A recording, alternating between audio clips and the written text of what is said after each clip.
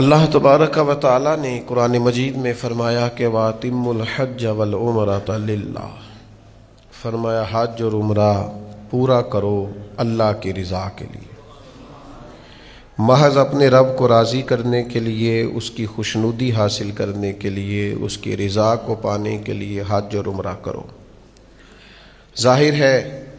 ہر ایک پر تو اس کو فرض و ضروری قرار نہیں دیا گیا۔ من استطاع الیہ سبیلا،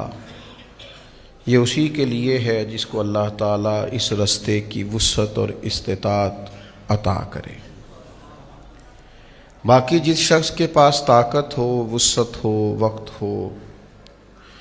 جسمانی طور پر، مالی طور پر وہ یہ کام کر سکتا ہو، اس کو چاہیے کہ وہ کوشش کرے اللہ کے گھر کی زیارت کرنے کی۔ اس کو چاہیے کہ وہ قصد کرے رسول رحمت علیہ السلام کے روضہ اطہر پر حاضری دینے، نبی کریم علیہ السلام کی مقدس مسجد نبوی شریف میں عبادت کرنے کا۔ مسند ابو یعلا میں بہقی شریف میں حضرت ابو ہریرہ رضی اللہ تعالیٰ عنہ سے حدیث مروی ہے، نبی اکرم صلی اللہ تعالیٰ علیہ وسلم نے بیان فرمایا کہ رب فرماتا ہے جس بندے کو میں نے دنیا میں جسمانی صحت اور رزق کی فراوانی عطا کی، پھر بھی وہ 4 یا 5 سال کے اندر میرے پاس نہ آیا، یعنی میرے گھر کعبۃ اللہ نہ آیا،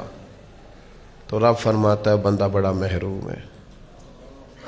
یہ بہقی میں بھی موجود ہے اور مسند ابو یعلا میں بھی۔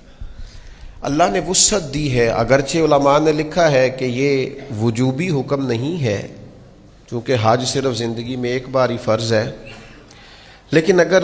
جسم میں بھی طاقت ہو اور مالی طور پر بھی وسعت ہو تو حدیث یہی بتاتی ہے کہ کم از کم 5 سال میں ایک دفعہ اگر اللہ رسول کی بارگاہ کی حاضری ہو جائے تو این سعادت بزور بازو نیست۔ تو بھائی کوشش کی جائے، ہمت کی جائے، بیت اللہ شریف کا سفر کیا جائے۔